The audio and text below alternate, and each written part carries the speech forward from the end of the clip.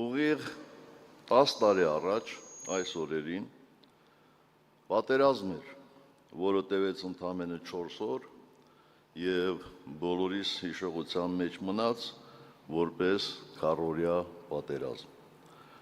Այն ավարտվեց ապրիլի 5-ին ժամը 12-ին, երբ թշնամին նախօրեին պարտադրված էր հրադադար խնդրել։ Ապրիլի 4-ին Հայաստանի Հանրապետության նախագահի նստավայր հրավիրված ԵԱՀԿ անդամ երկրների դեսպանների ներկայությամբ ես արդեն հայտարարել էի, որ եթե ռազմական գործողությունները շարունակվեն և ստանան լայնածավալ բնույթ, Հայաստանի Հանրապետությունը ճանաչելու է Լեռնային Ղարաբաղի անկախությունը։ Հարգելի հանրապետականներ, ողջունելով բոլորիդ, մեր կուսակցության հերթական 18-րդ համագումարում առաջարկում եմ, մինչ մենք կանցնենք այսօրվա մեր աշխատանքին, հիշենք և հարգանքի տուրք մատուցենք քառօրյա պատերազմում հայրենիքի պաշտպանության համար իրենց կյանքը զոհաբերած մեր նահատակ հերոսների լուսավոր հիշատակին։ Նրանք այն երևակայելի խիզախության և անձնազոհության բազում օրինակներ են ցույց տվել։ Երախտագիտություն հայտնենք այն բոլոր զինվորականներին, բարձրագույն հրամանատարական կազմից մինչև շարքային զինվոր, ովքեր այդ պատերազմում ագրեսոր թշնամու պլանները ձախողեցին և մի քանի օրում պարտադրեցին հրադադար։ Մեկ րոպե լռությամբ հարգենք ինչպես քառօրյա պատերազմում, այնպես էլ բոլոր ժամանակներում մեր հայրենիքի պաշտպանության համար իրենց կյանքը զոհած քաջորդիների անմահ հիշատակը։ Փառք և պատիվ նրանց։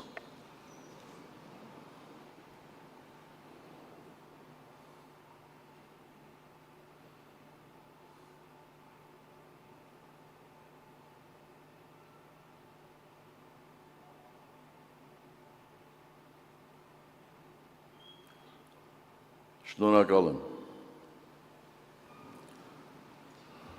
2016 թվականի ապրիլյան պատերազմի արդյունքները մեր բանակի ուժի, դիվանագիտական արդյունավետ աշխատանքի, համազգային կամքի և միասնականության վկայությունն են։ Եվ այսօր, երբ լրանում է քառօրյա պատերազմի տասնամյակը, մենք պարտավոր ենք հիմնավորապես գնահատել այդ օրերի իրադարձությունները,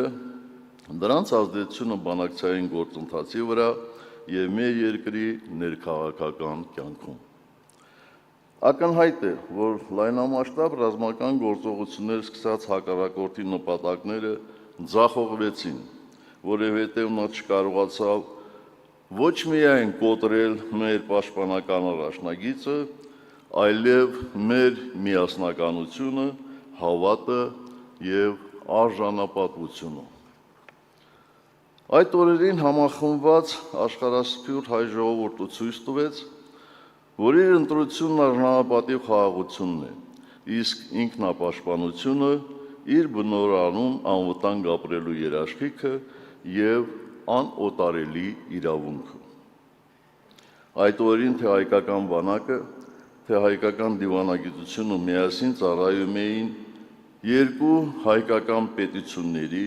և հայ ժողովրդի շահերին։ Բայց դրսից ֆինանսավորվող տարբեր կազմակերպություններ կարճ ժամանակ անց սկսեցին նպատակաուղղված հրյուրանքներ տարածել, իբր հայկական կողմը ունեցել է մեծաթիվ զոհեր, զինվորները ունեցել են զինամթերքի և սննդի պակաս, զինտեխնիկան ապահովված չի եղել դիզվառելիքով և տարատեսակ վարկաբեկիչ,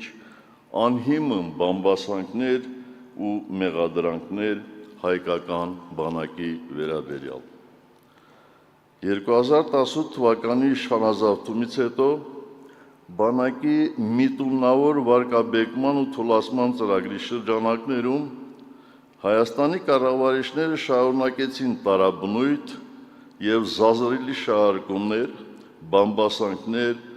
ու հերյուրանքներ տարածել ապրիլյան քարոզիա պատերազմի մասին, հետո ազգային ժողովում ստեղծեցին քննիչ հանձնաժողով և ստիպված եղան համակերպվել այն իրողության հետ, որ այդ ամենը սուտ էր, կեղծիք, թույն ու զազրախոսություն։ Իրական էին մեր տղաների սխրանքները, մեր հաղթանակը և մեր միասնությունը։ Այդ օրերին ժողովուրդը մեկ ամբողջություն էր, պետությունն իր բանակով, հայրենիքի պողպատե վահան։ Պայքարի օրեր էին, արժանապատվության օրեր, միասնության, հերոսությունների ու ճակատագրական օրեր։ Դրա մասին ես հանգամանորեն խոսել եմ և քննիչ հանձնաժողովում, և իմ առաջին մամուլի ասուլիսի ժամանակ։ Իդեպ, այսօր ցանկանում եմ կրկին անդրադառնալ պարբերական քարոզչական դաշտ նետվող այն թեզին, թե ինչու նախկինում Արցախի անկախությունը չճանաչեցիք։ Անշուշտ հիշում եք, 2008 թվականին օգտվելով ներհայաստանյան քաղաքական խժդժություններից Ադրբեջանը ձեռնարկեց դիվանագիտական հարձակում և ՄԱԿ-ի գլխավոր ասամբլեայում հասկացրեց մադրիդյան սկզբունքներին հակասող բանաձև։ Այդ բանաձևին դեմ քվեարկեցին ԵԱՀԿ Մինսկի խմբի համանախագահ բոլոր երկրները, այն չստացավ նաև Եվրոպական միության անդամ երկրների աջակցությունը։ Եվ այդ ժամանակ մենք Մինսկի խմբի համանախագահ երկրներին փոխանցեցինք, որ Հայաստանը երկու դեպքում կճանաչի Արցախի հանրապետության անկախությունը։ Առաջին, եթե լինի երկարատև լայնածավալ պատերազմ, և երկրորդ, եթե Մինսկի խմբի համանախագահները չսաստեն ադրբեջանական դիվանագիտական ոտնձգությունները Արցախի հարցի լուծումը տեղափոխելու այլ, այդ թվում ՄԱԿ-ի գլխավոր ասամբլեայի հարթակ։ Երբ Հայաստանի կառավարիչներն են շահարկում այս հարցը, ապա արձագանքս շատ պարզ է։ Արցախի ճանաչումը այս երկու առիթներից դուրս ինքնին կբերեր միջազգային հանրությունից Հայաստանի մեկուսացմանը և լայնածավալ պատերազմի։ Նախկինների օրոք լայնածավալ պատերազմ չի եղել։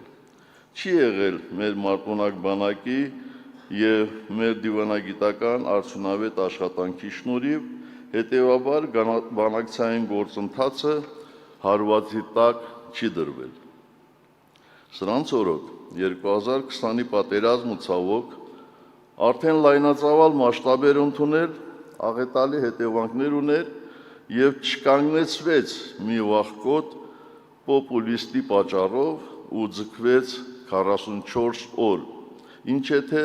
իրեն դավաճան չասեն։ Հարց եմ տալիս, եթե այս բոլոր գործոնները կային, լայնածավալ և երկարատև պատերազմ, որն իր հակառակ միջնորդական ջանքերի կանգ չէր առնում, ապա ինչու չճանաչեցիք Արցախը, էլ ինչ կարող էր լինել այդքանից հետո։ Իսկ երբ նման պնդումներ հնչում են դրսից, թե անգամ դուք չճանաչեցիք, մեզնից ինչ եք ուզում։ Ես հասկանում եմ, թե ինչու, ինչ քաղաքական նպատակահարմարությունից կամ պահի շահերից ելնելով են դա անում, բայց փառք Աստծո, բանակցային գործընթացի մասնակիցները դեռ կան, և միթե նրանք չգիտեն, որ հենց ԵԱՀԿ Մինսկի խմբի համանախագահների հետ էինք պայմանավորվել չշտապել, չհրահրել պատերազմ և չձախողել Մինսկի խմբի աշխատանքները։ Մեկ բան ակնհայտ է, որ եթե 2016 թվականի հաղթանակից հետո մեր ժողովրդի մեջ վերստին ամրապնդվել էին ազգային բարձր արժանապատվության,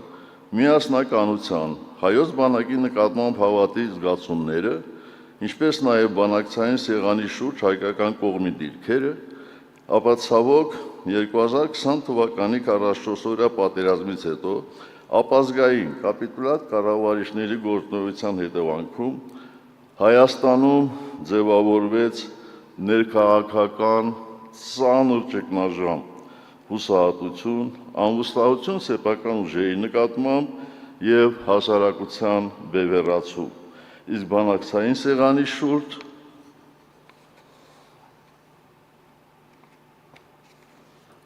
փոխզիջումները փոխարինվեցին միակողմանի զիջումներով։ Աշխարհում չգրված օրենք կա, կապիտուլյացիայի ենթարկված երկրի ղեկավարը պետք է հեռանա։ Հակառակ դեպքում երկիրը կրում է անդառնալի եւ անհամաչափ կորուստներ։ Ավաղ Հայաստանի կառավարիչը պետությունը պաշտպանելու փոխարեն նախընտրեց պահել իր աթոռը եւ մենք ցավոք կորցրեցինք մեր հայրենիքի մի մասը, իսկ մյուս մասին Հայաստանի Հանրապետությանը շարունակում է վտանգ սպառնալ։ Հարգելի կուսակիցներ, այսօր մեր համագումարում արծարծվելիք կարևոր հարցերից մեկը հանրապետական կուսակցության դիրքորոշումն է առաջիկա խորհրդարանական ընտրություններին չմասնակցելու վերաբերյալ։ Ինչպես գիտեք, 3 օր առաջ կուսակցության գործադիր մարմինը որոշում կայացրեց զերծ մնալ համապետական այս ընտրություններին մասնակցությունից։ Ես գիտեմ, որ այդ որոշումը մի մասի սրտովը չի։ Ես գիտեմ, որ մենք ճիշտ աշխատանքի դեպքում կհաղթահարեինք կուսակցության համար անհրաժեշտ 4%-ի շեմը։ Բայց ես գիտեմ նաև մեկ այլ ճշմարտություն, որը վերահաստատում եմ այս ամբիոնից։ Մեզ իշխանափոխություն է պետք։ Մեզ չի հետաքրքրում մի քանի մանդատ ունենալու հեռանկարը։ Մնացած տարիները իլրումն վկայում են այս որոշման ճշմարտացիությունը եւ վստահեցնում են ձեզ եւ մեր ժողովրդին, որ անգամ չմասնակցելով, ավելի ճիշտ ուղղակիորեն չմասնակցելով այս ընտրություններին, հանրապետականը քաղաքական զարգացումների կիզակետում շարունակելու է մնալ պայքարի առաջամարտիկներից մեկը։ Ինչպես կասեր մեր լուսահոգի ընկեր Գալուստ Սահակյանը, չմասնակցելը չպայքարել չէ։ Բայց միշտ մեր կողմից ընդդիմադիր մյուս ուժերին առաջարկող մի քանի նախաձեռնությունների մասին խոսելը, ուզում եմ հայտարարել, որ մենք չենք մասնակցում այս ընտրություններին, որպեսզի a. Էլ ավելի չպարակտենք ընդդիմադիր դաշտը, b. Հնարավորություն տանք սեփական խոստումների կյանքի կոչելու բոլոր այն ուժերին, որոնց թվում է, թե իբր իրենց նշած, իրենց կողմից մեզ իրենց կարծիքով պիտակավորող նախկինները խանգարում են իշխանափոխություն անել։ G. Քաղաքական դաշտում սեփական եսը, ներկուսակցական շահերը, սեփական քաղաքական հաշվարկները հանուր ընդհանուր հաջողության ստորադասելու օրինակ ծառայենք։ D. Եվ վերջապես այդ որոշումը մեծապես պայմանավորված է նաև այն հանգամանքով, որ մանրակրկիտ արված սոցիոլոգիական հետազոտությունները ցույց են տալիս, որ հանրապետականները եւ մեր համակիրները գրեթե առանց բացառությունների պատրաստվում են մասնակցել ընտրություններին եւ քվեարկել միայն ու միայն ընդդիմադիր քաղաքական ուժերի օգտին։ Այսինքն, մեր ընտրողների ձայները չեն կորչելու, այլ միանալու են ընդդիմադիր ուժերին ընտրողների ձայներին, նպաստելով այս իշխանությունների վերարտադրման կասեցմանը։ Կյանքով պայքարով կոփված մեր էգոն, հարգելի կուսակիցներ, երբեք չի վերածվել եւ չի վերածվելու էգոիզմի, դա անթույլատրելի է։ Այս որոշումը մեզ հեշտ չի տրվել, բայց կասկած չունեմ, որ դրա համար մենք երբեք չենք ամաչելու, ճիշտ հակառակը, դառնալու ենք Հայաստանի ժամանակակից քաղաքական պատմության մեջ կուսակցությանս հետ, բայց ազգիս համար գաղափարախոսությամբ գործելու լավագույն օրինակ։ Եվ ինչպես արդեն ասացի, չմասնակցելը պայքարից հրաժարվել չէ։ Նպատակ ունենալով նպաստել այս աղետաբեր ռեժիմին հաղթելու ընդդիմադիր ուժերի միասնական ջանքերին, Հանրապետական կուսակցությունը իրական ընդդիմությանը ներկայացնում է հետևյալ առաջարկությունները, որպես մոտակա ժամանակահատվածում համատեղ պայքարի գործնական քայլեր։ Առաջին, ինչպես գիտեք, մայիսի 4-ին եւ 5-ին Երևանում կայանալու է երկու խոշոր միջոցառում, նախ Եվրոպական քաղաքական համայնքի գագաթնաժողովը, իսկ հետո Եվրամիություն Հայաստան առաջին գագաթնաժողովը։ Վերջին տարիները ցույց են տվել, որ եվրոպական բարձրաստիճան ղեկավարները չեն ուզում տեսնել այն իրականությունը, որ գոյություն ունի Հայաստանում, գերադասելով իրենց սփոփել մեր երկրում ժողովրդավարության մասին քաղցրահունչ, բայց իրականությունից կիլոմետրերով հեռու հեքիաթներով։ Բռնազավթված Արցախ, էթնիկ զտման ենթարկված արցախայության խնդիրներ, Արցախում հոշոտվող հոգևոր մշակութային ժառանգություն, Բաքվի բանտերում տառապող գերեվարված պատանդարված հայեր, քաղաքական բանտարկյալներ Երևանում, անօրինական հարձակումներ եւ ճնշումներ հայ առաքելական եկեղեցու վրա, խոսքի ազատության աննախադեպ սահմանափակումներ, իշխանազավթ քաղաքական ուժի կողմից հրահանգավորվող ոստիկանական եւ դատական համակարգեր իրենց հակաօրինական գործողություններով, ահա այն ամենը, ինչ եվրոպացիները գերադասում են չնկատել։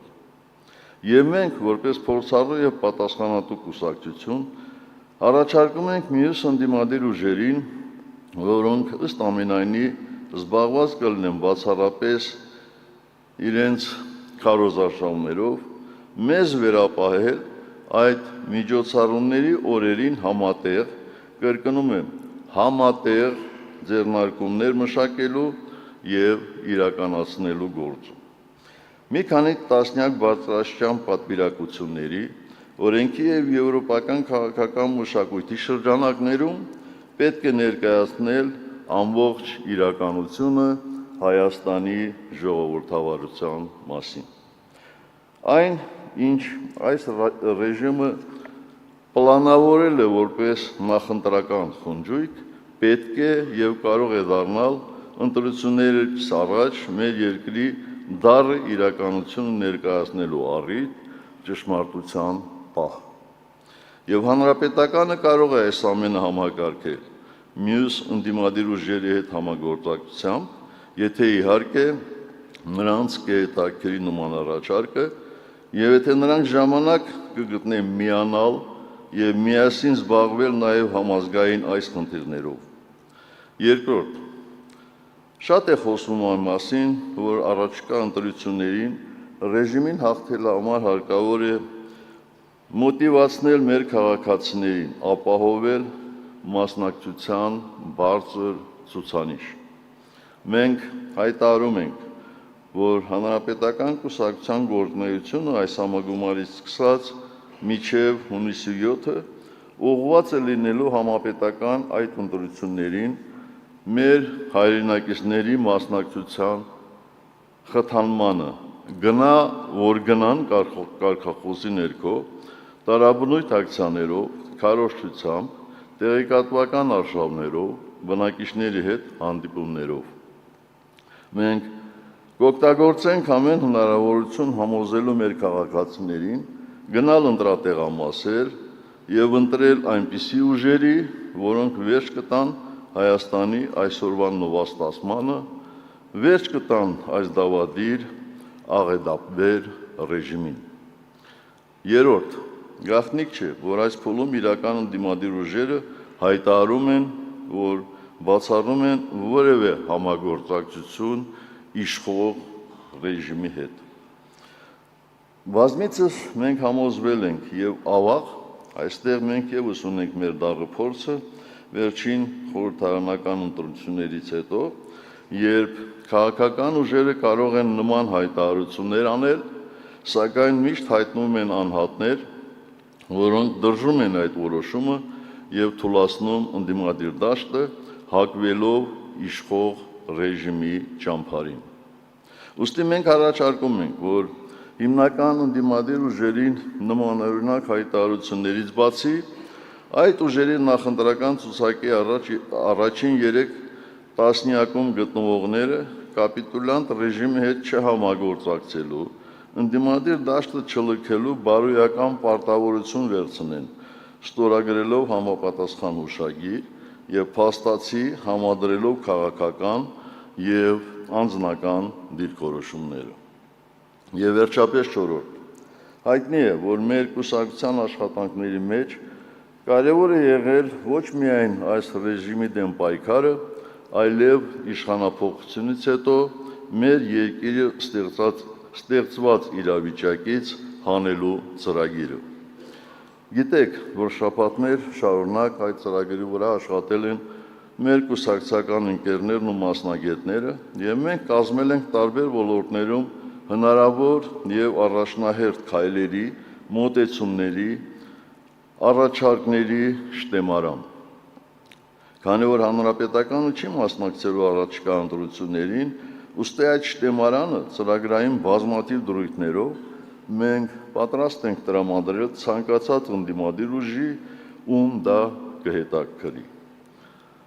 Եթե հիշում եք, ընդամենը ամիսներ առաջ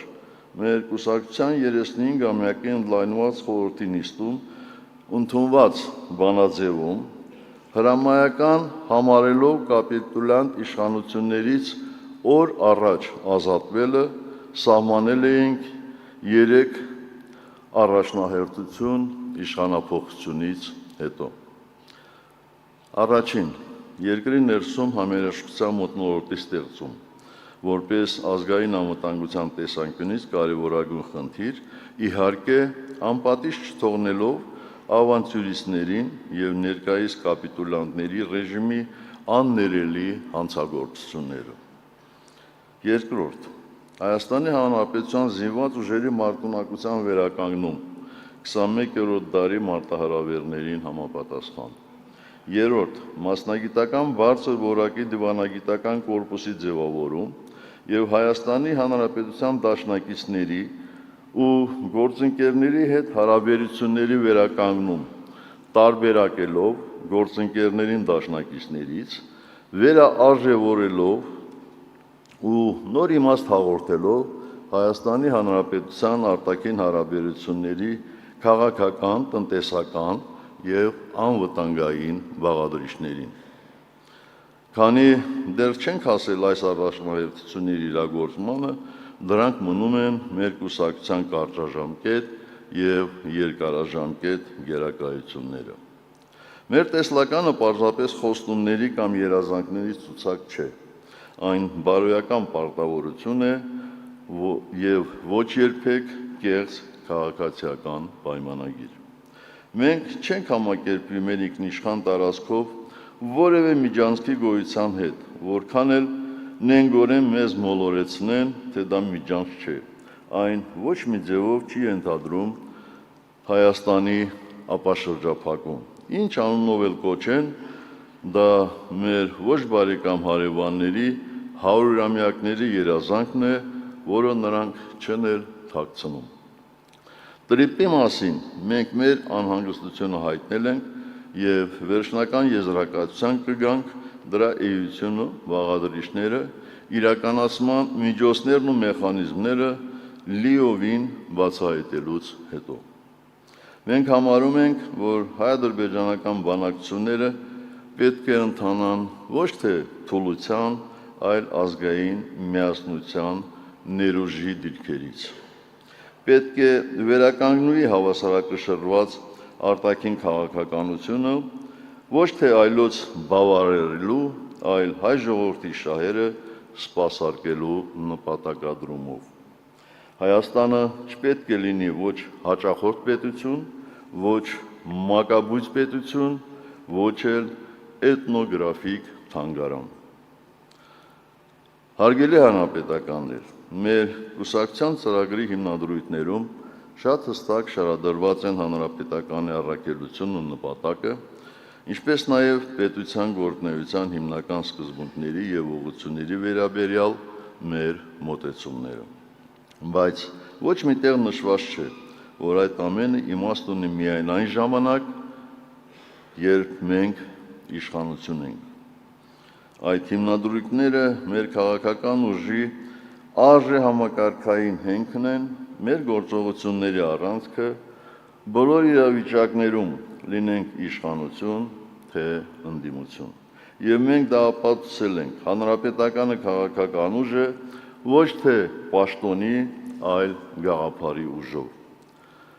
Քաղաքական ուժի դերակատարումը չի սկսվում և ավարտվում ընտրություններով կամ իշխանությամբ, այն կարող է արդյունավետ գործել նաև իշխանությունից դուրս։ Այդ պատճառով որևէ ընտրություն չի կարող սահմանել մեր հետագա գործունեությունը քաղաքական դաշտում։ Մենք շարունակելու ենք մեր ճանապարհը այս նույն համոզմամբ, անկախ հանգամանքներից, ամուր հենված մեր արժեքների վրա, պատասխանատվության գիտակցումով ծառայելով ազգին և պետությանը, ինչպես դա անում ենք 35 տարի։ Հարգելի գործընկերներ, 2026 թվականի հունիսի 7-ի խորհրդարանական ընտրությունները պարզապես հերթական համապետական ընտրություններ չեն։ Դրանք ըստ էության հանրաքվե են հայկական պետականության գոյության վերաբերյալ։ Այդ ընտրությունները կայանալու են, ինչպիսին էլ լինի մեր վերաբերմունքը։ Բայց ասացեք խնդրեմ, կա ոչ իշխանամերձ քաղաքական մի ուժ, որը կասի, թե Հայաստանում կառավարումը ձախողված չէ և առկա չէ ազգային ճգնաժամ, դրան բնորոշ բոլոր դրսևորումներով։ Ազգային ժողովում մեր խմբակցությունն այս թեմայով ամիսներ առաջ անցկացրած լսումների ժամանակ հայտարարության նախագիծ հրապարակեց, որտեղ միանգամայն փաստարկված և հիմնավոր ներկայացված են երկրում ճգնաժամի առկայությունն ու կառավարման ձախողումը։ Մեր սահմանադրությունը նման դեպքերում ճգնաժամը հանգուցալուծելու գործիք է առաջարկում, և դա գործող վարչապետին անվստահություն հայտնելն է։ Ես ասել եմ և պնդում եմ, որ ընտրությունները ոչ մի դեպքում չի կարելի հակադրել իմպիչմենտին, և եթե բոլոր առողջ քաղաքական ուժերը մեզ հետ համակարծիք են, որ գործող կառավարիչների մեկ օր անգամ իշխանության ղեկի մնալը կործանարար է ու անհրաժեշտ է օր առաջ իշխանափոխություն իրականացնել, այդ դեպքում տարօրինակ է մեզ մեղադրելը ընտրությունների օրակարգի փոխարեն իմպիչմենտի նախաձեռնությամբ հանդես գալու համար։ Եվ այդ ինչ երաշխիք ունեն, որ այս կործանարար ընթացքը չկանխելու դեպքում մեր պետությունը չի կանգնի անդառնալի հետևանքների առաջ։ Նման պայմաններում յուրաքանչյուր օրը կարող է վճռորոշ լինել,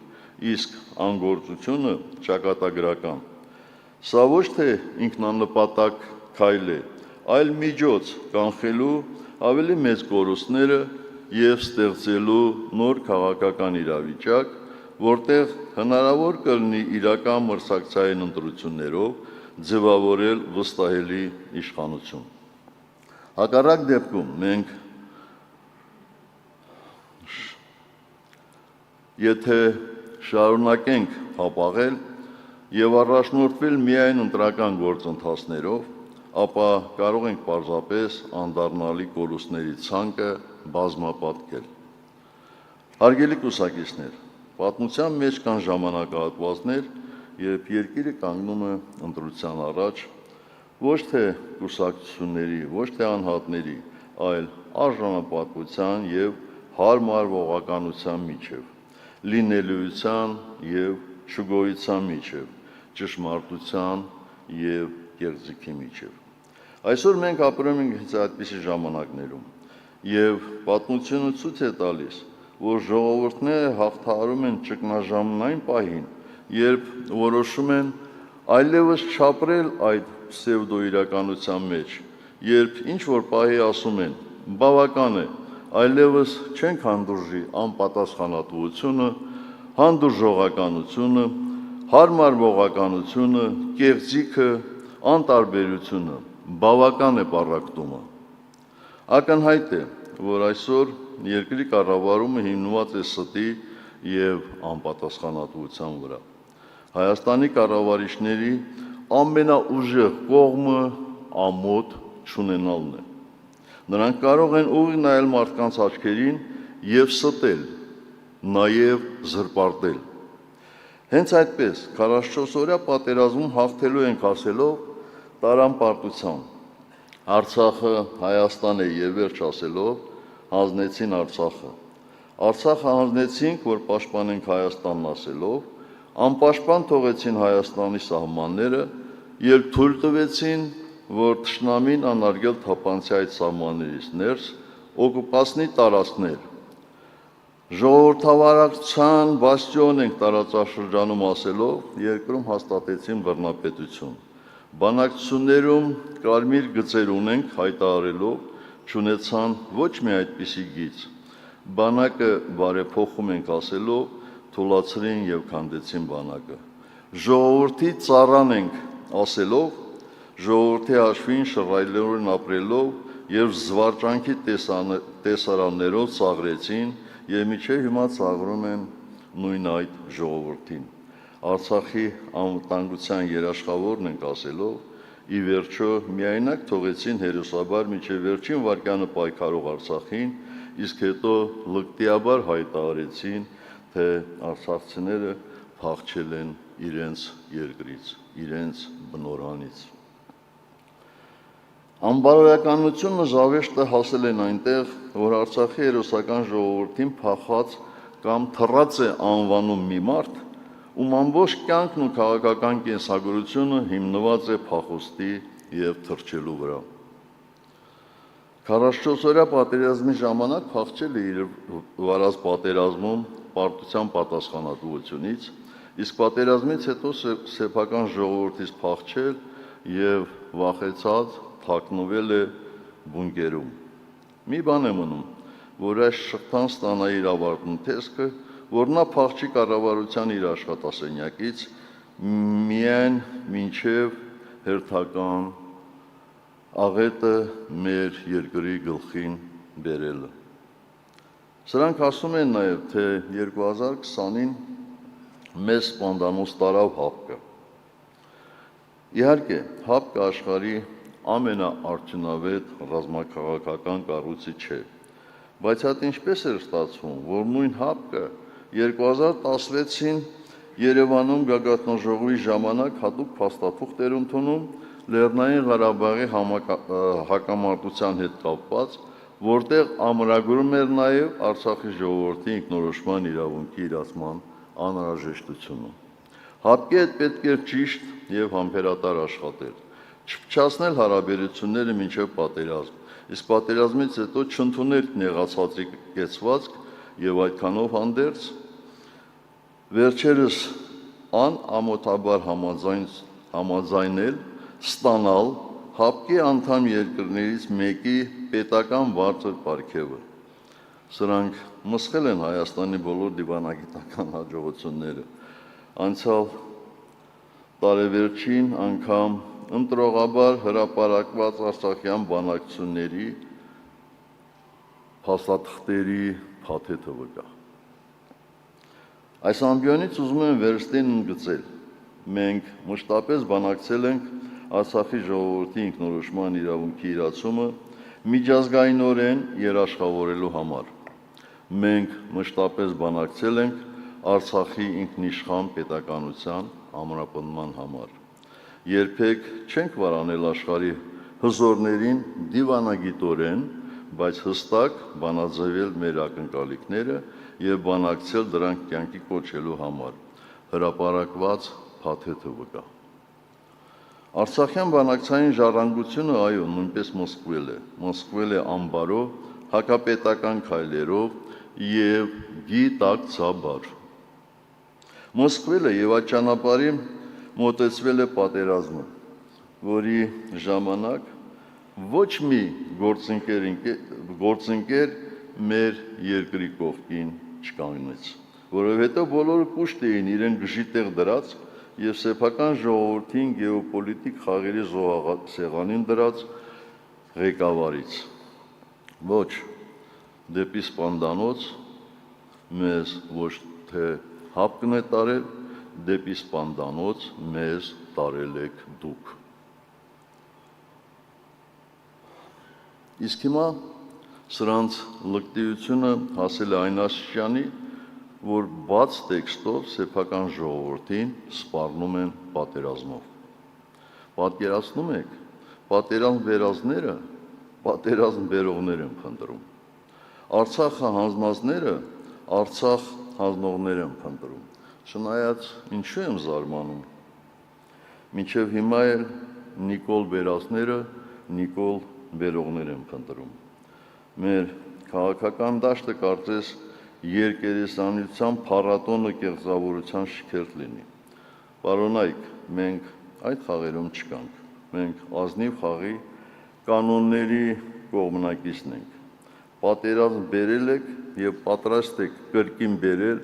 միայն դուք։ Իսկ պատերազմ բերողը պետք է հնձի իր ցանածը, նվազագույնը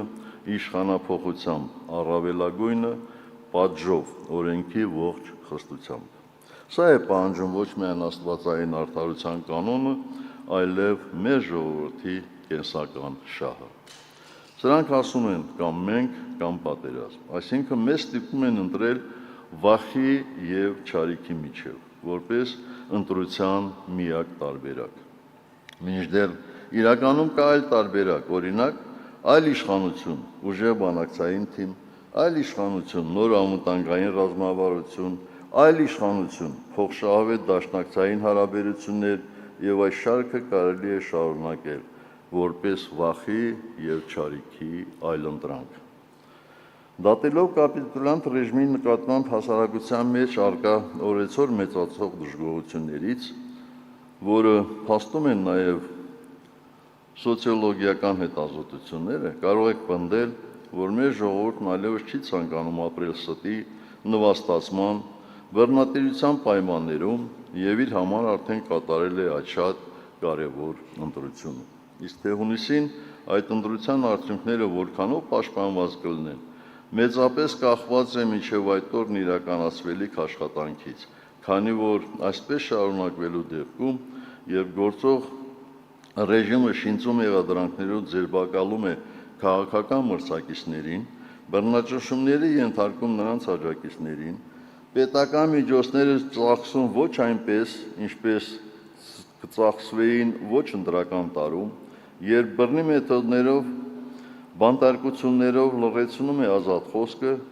ճնշում իշխանությանը քննադատող լրատվամիջոցներին, երբ ընտրական խաղի կանոնները փոխվում է առանց լայն քաղաքական համաձայնության, երբ պետական կառույցներն ու հանրային ռեսուրսները օգտագործում է բացառապես իշխանության քաղաքական օրակարգ սպասարկելու համար, երբ տեղեկատվական դաշտում ստեղծվում է ակնհայտ անհավասարություն եւ տարբեր մեթոդներով սահմանափակում է այլընտրակային կարծիքների տարածումը,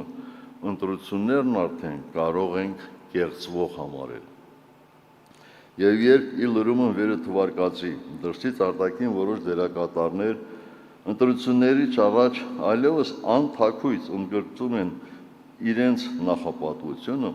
այսպիսով կոպտորեն եւ ապօրինաբար միջամտում ընտրական գործընթացին, հոգուտ գործող կառավարիչների, ապա նշածս բոլոր գործոնները միասին ձևավորում են մի միջավայր, որտեղ ընտրությունների արդյունքը կարող է կախված լինել ոչ միայն ժողովրդի ազատ կամարտահայտությունից, այլ նաև քաղաքական դաշտում անհավասար պայմաններից։ Այս ամենից հետո հարց եմ տալիս, բա կեղծումն ինչպես է լինում, եթե ոչ այսպես։ Հետևաբար, խնդրի միայն ընտրությունների օրը չէ։ Խնդիրն այն միջավայրն է,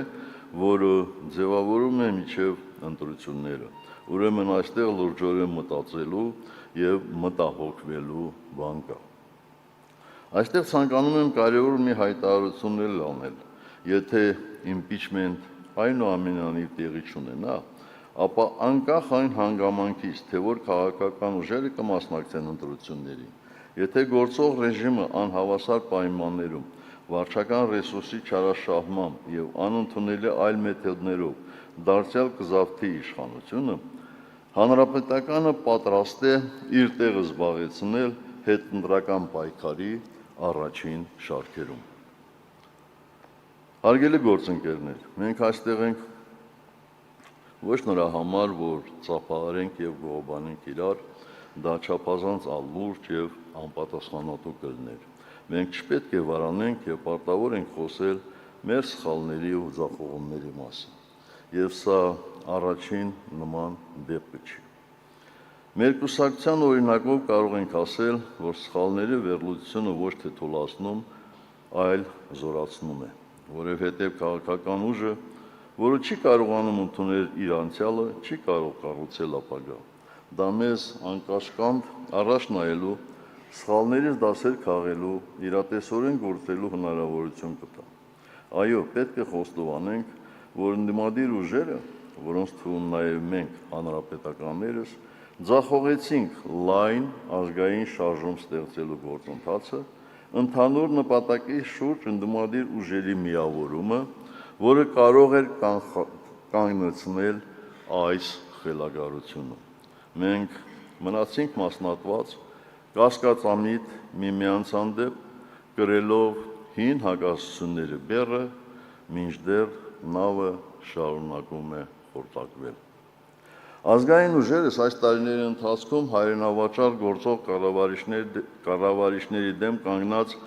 առանձին հատվածներ էինք, բայց ամբողջական այլընտրանք չդարձանք։ Եվ մինչ ներքին այդ ջլատող պայքարում մենք իրար միս ենք ուտում, կեղտոտ վաճառականները փորձում են գեղեցիկ փաթեթավորել ու սեփական աթոռի արժեքով վաճառել այն ամենը, ինչը մեր ժողովրդի լավագույն զավակների հետ միասին տասնամյակներով կառուցել ենք արյամբ ու քրտինքով։ Սրանց կառավարման ողջ ժամանակահատվածում իրավիճակը վերլուծելով մենք կանխատեսում էինք հաճախ պարզորոշ տեսնում, բարձրաձայնում, զգուշացնում այն աղետների խաղաղություն ամեն գնով օրակարգի ռիսկերի մասին, որ բերեցին ու բերում են մեր պետության ու ժողովրդի գլխին, բայց ավաղ կանխատեսումը կանխարգելում չկարողացանք դարձնել։ Մեր աշխատանքի ընթացքում ունեցել ենք ձախողումներ, որոնք խոստովանենք, որքան մերը նույնքան էլ բոլոր ազգային ուժերինն են։ Հաճախ ինքս ինձ հարցնում եմ, եւ ինչ արժեն այդքան ջանքերը, երբ 5 տարի առաջ մեր առջև դրված հիմնական խնդիրը այդպես էլ լուծված չէ, եւ իշխանազավթները շարունակում են անարգել եւ անամոթաբար քանդել պետության հիմքերը, երբ մեր հասարակությունը մնում է պառակտված, ընդդիմությունը անմիաբան, մեզ միավորող միակ հենասյունը հայ առաքելական Սուրբ եկեղեցին հարվածի տակ։ Այս հարցը շատերին կարող է տանել հուսահատության, բայց ոչ ինձ եւ ոչ էլ ձեզ, որ որպես հանրապետական անկախության բանակի շարքերից մինչև հայկական կանոնավոր բանակի շարքեր, մինչև բռնաճնշումների ենթարկվող ընդդիմության շարքեր, պատվով եք անցել ձեզ բաժին հասած փորձություններն ու անցնում եք մինչև հիմա։ Մենք պետք է հասկանանք, որտեղ ենք թերացել, որտեղ ենք սխալ հաշվարկել, մեր գործողություններից առաջ ինչ հանգամանքներ հաշվի չենք առել, այդ թվում կապիտուլյանտների վարքագիծը դիտարկելիս, ընդդիմադիր մեր գործընկերների վարքագիծը դիտարկելիս, որքանով ենք արդյունավետ աշխատել մեր հասարակության հետ, կարճ ասած, որոնք են մեր թույլ եւ ուժեղ կողմերը։ Ցանկացած քաղաքական ուժի համար սրանք մշտապես արդիական հարցեր են։ Պատկերացրել ենք արդյոք, որ պոպուլիստ իշխանազավթները կարող են օրոցերոկով ոտնահարել սահմանադրությունը, անտեսել գրված ու չգրված բոլոր բարոյական նորմերը,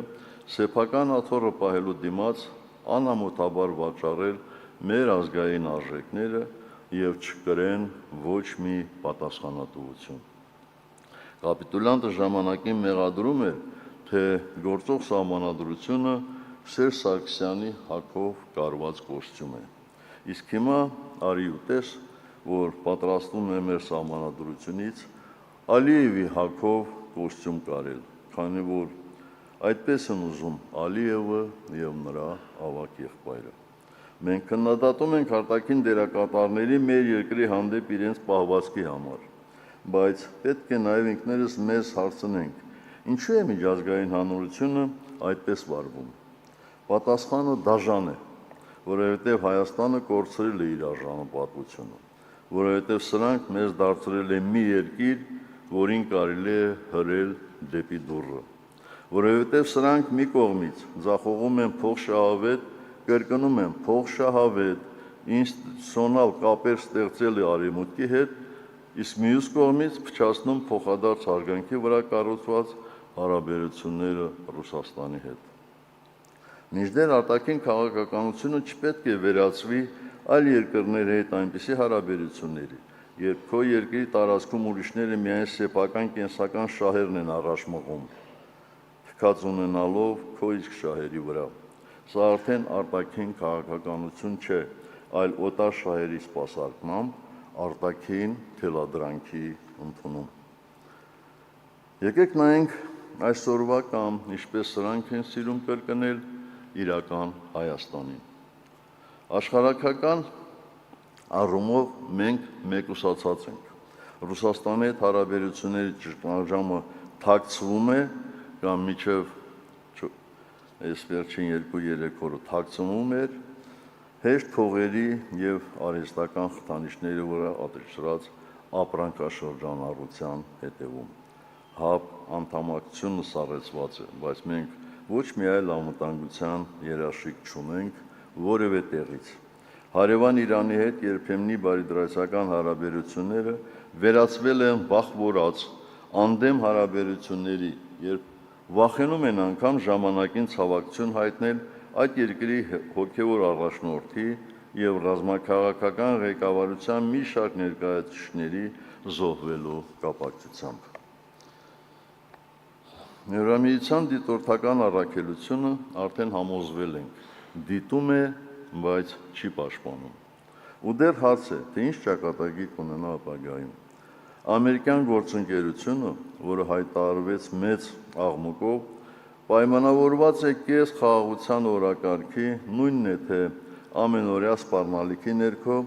Ադրբեջանի նվաստացուցիչ պայմանների ընդունմամբ, որից մենք ոչինչ չենք ստանում։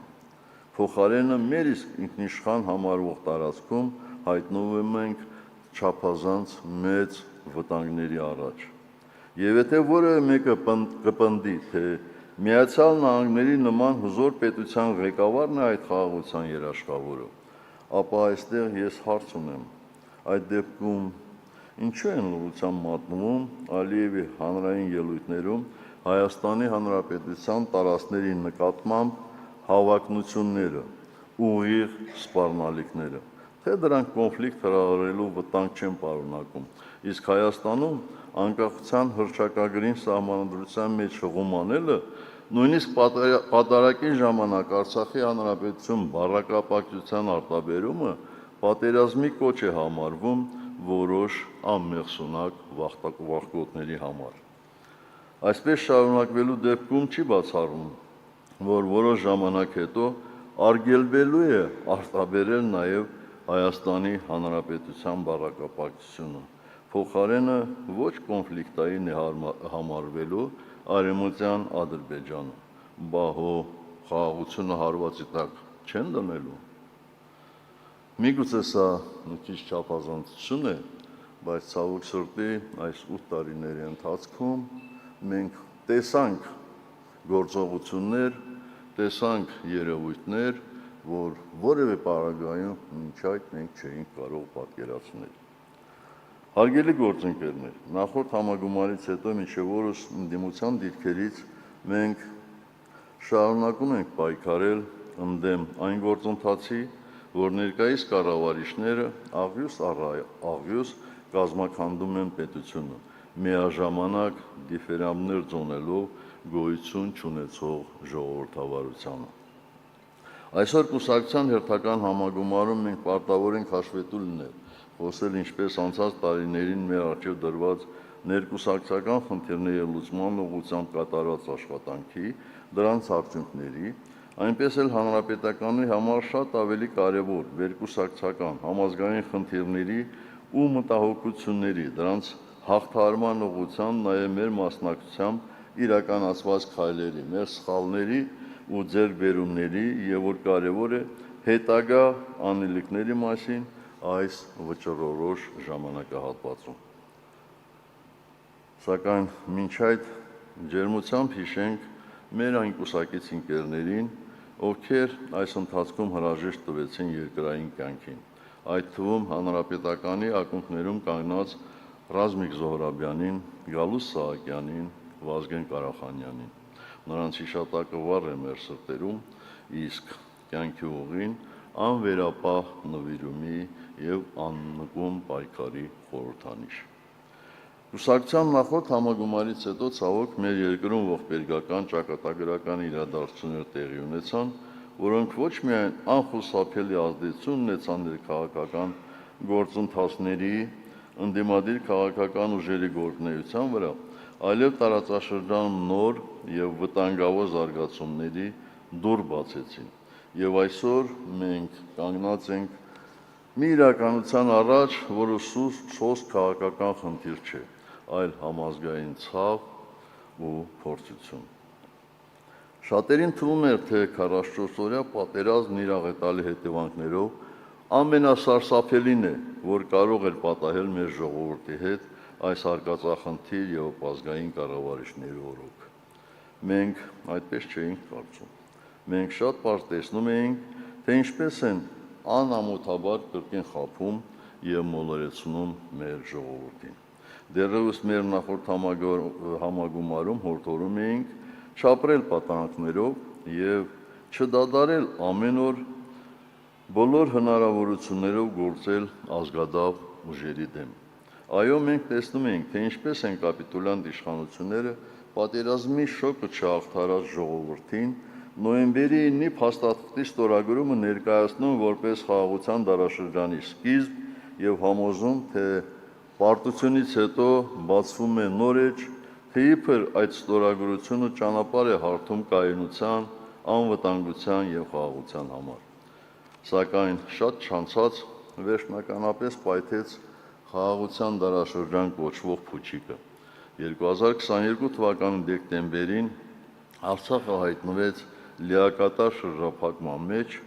շուրջ 10 ամիս անցավ հումանիտար ճգնաժամի տառապանքի ու մաքարման բոլոր դժվարություններով, ցրտի, սովի, կենսական անհրաժեշտության միջոցների սուր պակասի ու անորոշության պայմաններում, խաբված եւ դավաճանված Հայաստանի կառավարիչների կողմից, տեսավ միջազգային կազմակերպությունների սահմանած նորմերի եւ իրավունքների ողջ դատարկությունը աշխարհի անտարբերությունում, եւ սա խոստացված խաղաղության դարաշրջանի ընդամենը սկիզբն էր։ 2023 թվականի սեպտեմբերի 19-ը վերջակետ դրեց այդքան տարփողված խաղաղության դարաշրջանին։ Այդ օրը խաղաղության մասին բոլոր գեղեցիկ փաթեթավորված խոսքերը հոդս ցնդեցին առաջին պայթունների հետ։ Արցախը կրկին արթնացավ հրթիռների եւ հրետանու ձայների տակ։ Ադրբեջանը ներխուժեց Արցախի հանրապետություն։ Ուժասպառ, միայնակ ու անպաշտպան մնացած հանրապետությունը առնաքանվում էր ոչ միայն ագրեսոր թշնամու արկերի բեկորներից խոցված, այլև թիկունքից իր անվտանգության երբեմնի երաշխավոր Հայաստանի իշխանազավթ կառավարիչների հասցրած հարվածից, անտարբերությունից։ Մաքարող Արցախի համար ամենացավոտը այո, թշնամու կրակը չէր, ամենացավոտը թիկունքից դավաճանությունն էր և հետո հանդգնությունը, անամոթաբար հայտարարելու, թե արցախցիները չեն կռվել։ Սա այն դեպքում, երբ արցախցիները կատաղի դիմադրություն են ցուցաբերել և թշնամուն հասցրել մեծ վնաս։ 2018 թվականից սկսած ողբերգական իրադարձությունների այս շղթայի վերջը Արցախում իրականացված էթնիկ զտումներ և շուրջ 145,000 արցախցիների բռնագաղթը իրենց հազարամյա բնօրանից։ Իհարկե, այս թվի մեջ մտնում է նաև քառօրյա պատերազմից հետո Արցախի տարբեր բնակավայրերից արտագաղթած մարդկանց թիվը, ովքեր բնաջնջման սպառնալիքի տակ թողեցին հայ ժողովրդի լավագույն զավակների արյան գնով պաշտպանված իրենց տները, քաղաքներն ու գյուղերը, եկեղեցիներն ու գերեզմանները, որոնք այսօր անարգվում ու ավերվում են։ Եվ սրանք դեռ հանդգնությունն են էթնիկ զտման հետևանքով բռնագաղթած արցախցիներին սպառնալ և ասել. «Չփախնեիք, բա ինչի՞ չեք մնացել Արցախում»։ Սա արդեն ցինիզմի գագաթնակետն է։ Բռնագաղթից հետո Հայաստանում սկսվեց արցախցիների նկատմամբ պետական մակարդակով ցուցաբերված անբարյացկամ, անհոգի վերաբերմունքն ու անտարբերությունը, հանցավոր անգործությունը, իսկ հաճախ դատարկ խոստումները, անհետ կորածների որոնման, մինչև այժմ Բաքվի բանտերում ամարտկային զրկանքներ կրող գերեվարված, պատանդարված մեր հայրենակիցների ազատության և հայրենիք վերադարձնելու ուղղությամբ։ Ուզում եմ այս ամբիոնից դիմել մեր ժողովրդի ազատ և անվտանգ ապրելու իրավունքի համար պայքարած, մինչև հիմա իրենց սկզբունքներին և հավատամքին հավատարիմ Ադրբեջանի բանտերում գտնվող մեր հայրենակիցներին, իմ ընկերներին։ Տղերք, ես ձեզ հետ եմ ամեն օր, չափազանցություն չլինի, ամեն ժամ մտքով ու սրտով և հավատում եմ, որ մի օր մենք հանդիպելու ենք։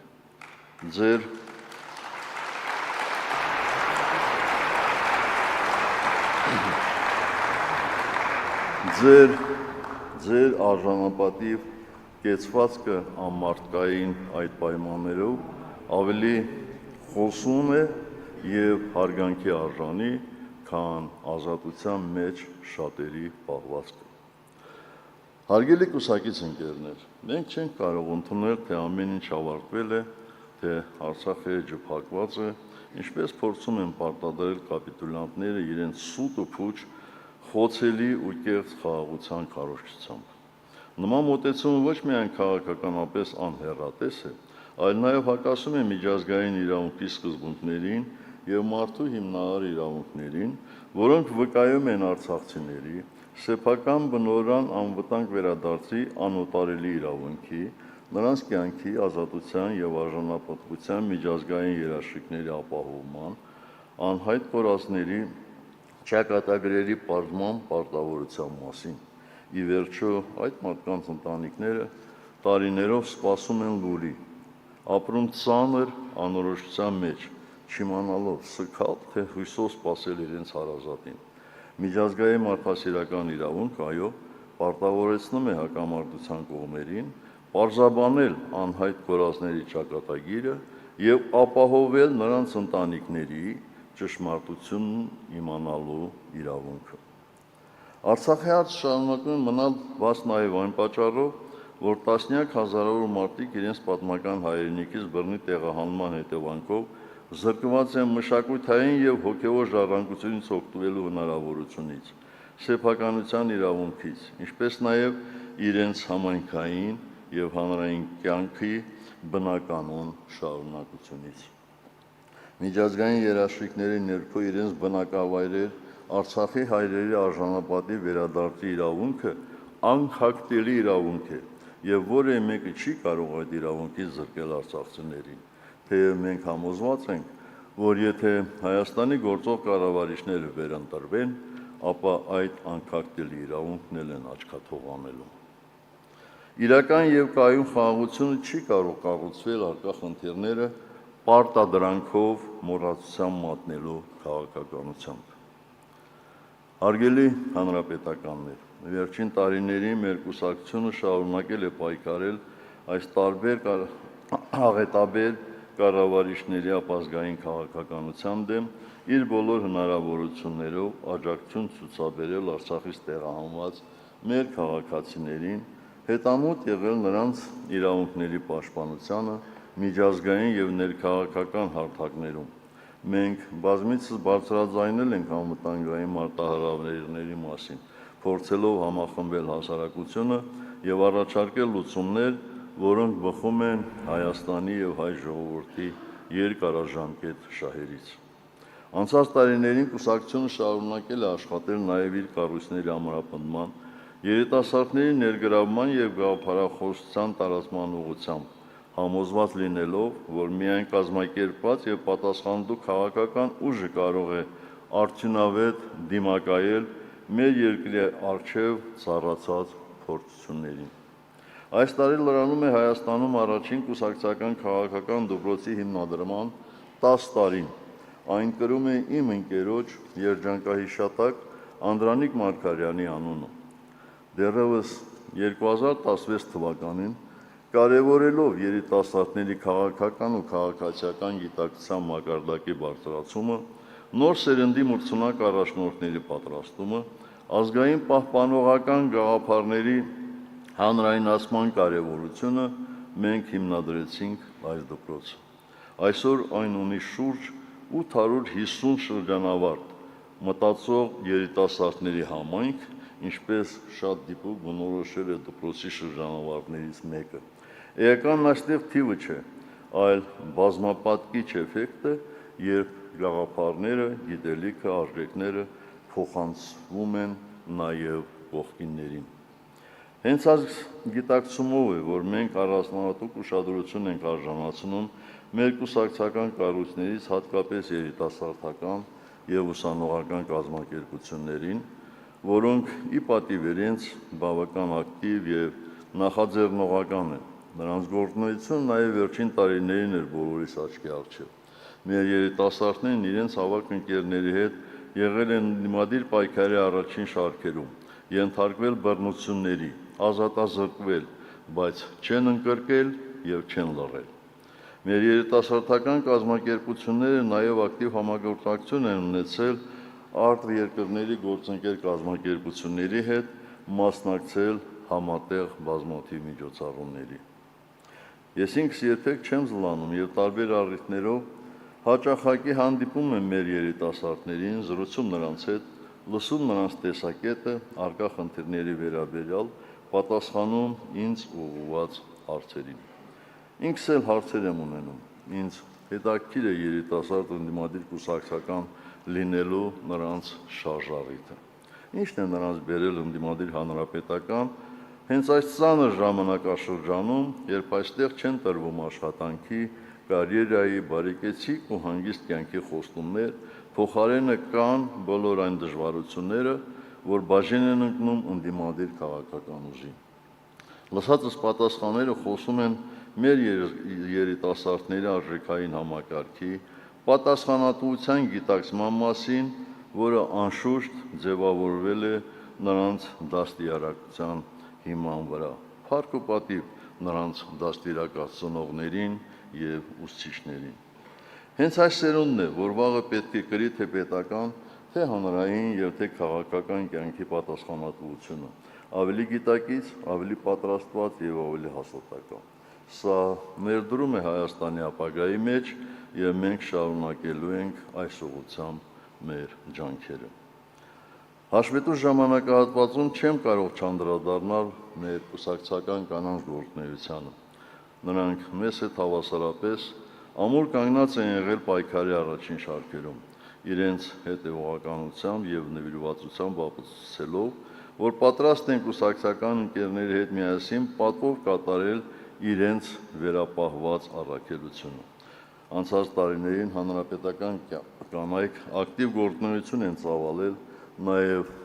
կուսակցության բոլոր մակարդակներում, սկզբնական կառույցներից մինչև գործադիր մարմին։ Կանանց դերը մեր կուսակցությունում մշտապես կարևորվել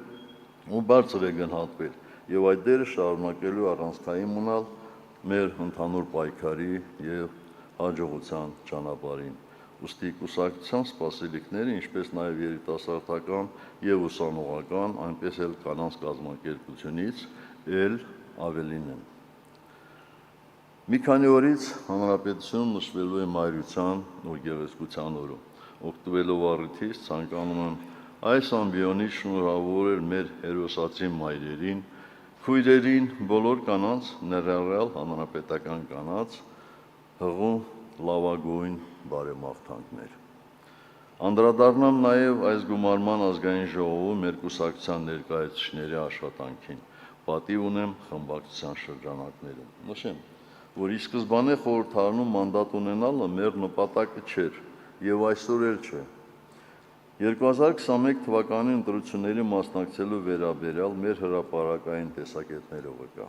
բայց որոշ հանգամանքներից ելնելով, որոնց մասին ժամանակին հայտարարել ենք, մասնակցեցինք եւ ի հեճուկս հոռետեսների անցանք խորհրդարան, ինչը չհաջողվեց ընտրապայքարի դուրս եկած շատ ու շատ ուժերի։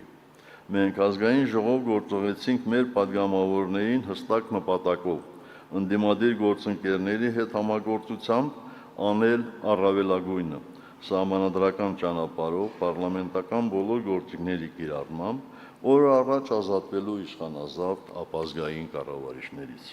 Ինչպես եւ յուրաքանչյուր հանրապետական, մեր падգամավորները եղել են փողոցային խաղաղ անհնազանդությունների ամենապատասխանատու հատվածներում, բայց միևնույն ժամանակ ընդհանուր նպատակին հասնելու համար կիրառել են պարլամենտական ամբողջ հնարավոր գործիքակազմը, փոխ լրացնելով, համադրելով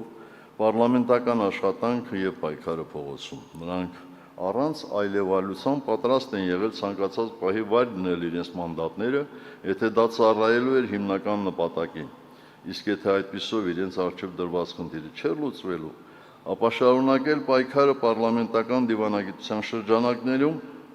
եւ խորհրդարանական ամբիոնից հնչեցնել կապիտոլյան կառավարիչների մասին ողջ ճշմարտությունը, չվախենալով թիրախավորումից, բարձրաձայնել մեր հասարակության միստվար զանգվածի բողոքի տրամադրությունները, ստիպելով այսօրվա կառավարիչներին եւս մեկ անգամ առերեսվել դրանց, չհաշտվել անարդարությունների եւ դավաճանության հետ, բոլոր առիթներով միջազգային գործընկերների ուշադրությունը հրավիրել փողոցում պայքարող մեր բազմահազար քաղաքացիների պահանջների եւ իրավունքների վրա, ինչը փորձում են անտեսել եւ ոտնահարվել այսօրվա իշխանավորները։ Մեր падգամավորները զգալի աշխատանք են կատարել, որպեսզի թույլ չտան Հայաստանը աշխարհին ներկայանա բացառապես գործող կառավարիչների պարտվողական, նվաստացուցիչ դիվանագիտական կեցվածքով։ Հանրապետականներն օգտագործել են միջազգային խորհրդարանական բոլոր հարթակները մեր երկրի անվտանգության քաղբանտարկյալների բախվում պահող մեր գերիների, Արցախի պատանդառված ռազմաքաղաքական ղեկավարության եւ էթնիկ զտման ենթարկված բռնագաղթած արցախահայերի իրավունքների հարցերը բարձրաձայնելու համար այդ ամբողջ ընթացքում անդադար բախվելով օրվա կառավարիչների ստեղծած խոչընդոտներին։ Քաղբանտարկյալները, մեր պայքարի ընկերները, եղել եւ մնում են հանրապետականի ու նրա падգամավորների ամենօրյա ուշադրության կենտրոնում ոչ միայն խնդրի հանրայնացման, այլև նաև հոգացության առումով։ Օրես պատիվ ունեմ խմբակցության կազմակերպած պետություն ազգային եկեղեցի հարաբերությունների ներկա վիճակի առնչությամբ թեմայով լսումները եւ անցած տարիների ընթացքում մեր նախաձեռնած մյուս հանրային լսումները երկրի կարևորագույն քաղաքական ամբիոնից իրենց կարծիքները հնչեցնելու հնարավորություն են տվել նաև արտախորհրդարանական ուժերին։ Հարգելի կուսակից ընկերներ, ես այս կյանքում շատ բան եմ տեսել։ Տեսել եմ պատերազմ եւ խաղաղություն, հաղթանակ եւ պարտություն։ Տեսել եմ հերոսություն եւ դավաճանություն, համեստություն եւ ամբարտավանություն։ տեսել եմ նվիրվածություն և ուրացում, հավատ և հիասթափություն, համազգային վերելք և ծանր անկում։ Ես բռնել եմ ռազմաճակատում ծանր վիրավորումից մահացող տղաների ձեռքերը և գրկել մեր նահատակ տղաների նորածին զավակներին։ Ես թույլ եմ տվել սխալներ, ինչպես այս երկրի վրա ցանկացած մարդ և ընդունել եմ որոշումներ, որոնցով իրական արդյունք եմ ապահովել իմ երկրի և ժողովրդի համար։ Այո, մենք հանրապետականներս կատարյալ չենք, բայց ազնիվ ենք։ Ազնիվ ենք մեր անցյալի, մեր ներկայի և առջևում սպասվող մարտահրավերների հանդեպ։ Ազնիվ ենք ինքներս մեր և մեր ժողովրդի հանդեպ։ 2026 թվականի հանրապետական կուսակցությունը 2016 թվականի հանրապետական կուսակցությունը չէ։ Մենք ավելի փորձառու ենք, ավելի իմաստուն, ավելի բյուրեղացած ու թրծված ու ավելի իրատես։ Մենք կոփվել ենք ավելի քան 3 տասնամյակ անցնելով պատերազմների, հաղթանակների, կորուստների, բռնաճնշումների, հալածանքների ճանապարհով և չենք ընկրկել։ Այսօր էլ ամուր կանգնած ենք մեր պետականությունը պաշտպանող խրամատում։ Եվ թույլ տվեք այսօր այս ամբիոնից բոլորիդ անունից ազգադավ իշխանազավթներին ասել. մենք ենք, մեր անցյալով ու ներկայով, մեր սխալներով ու ձեռքբերումներով, դավանած արժեքներով ու հավատքով։ Մենք աստվածասեր ենք, դուք ինչասեր եք։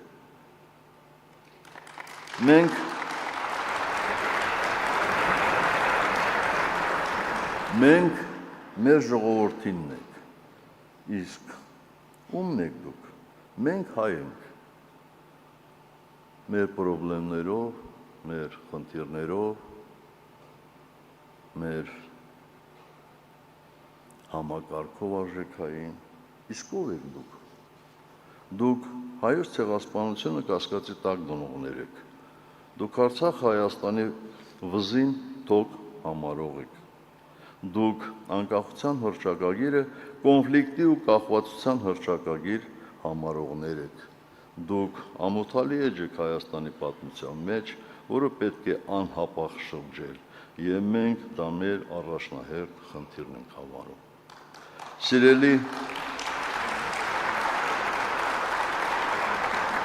Սիրելի հանրապետականներ, մեր համագումարն անցնում է շատ խորհրդանշական օր,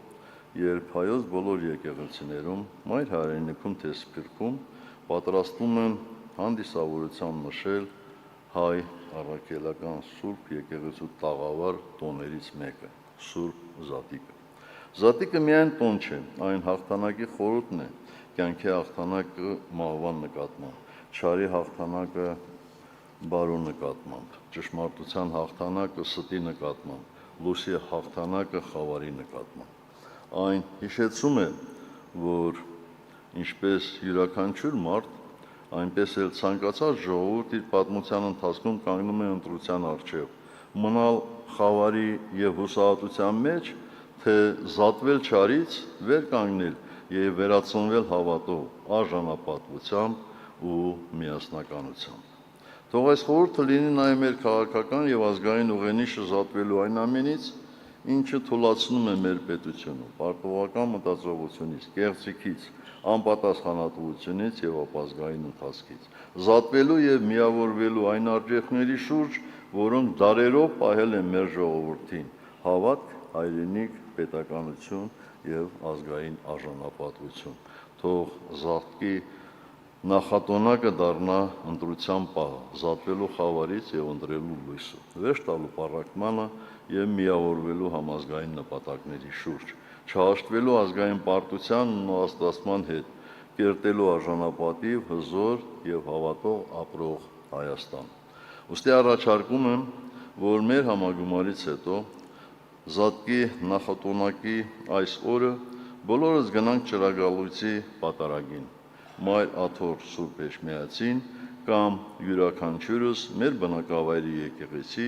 և որպես մեր եկեղեցու հավատավոր զավակներ միասնական ու անկեղծ աղոթ հնչեցնենք առ Աստված մեր հայրենիքի ու ժողովրդի փրկության,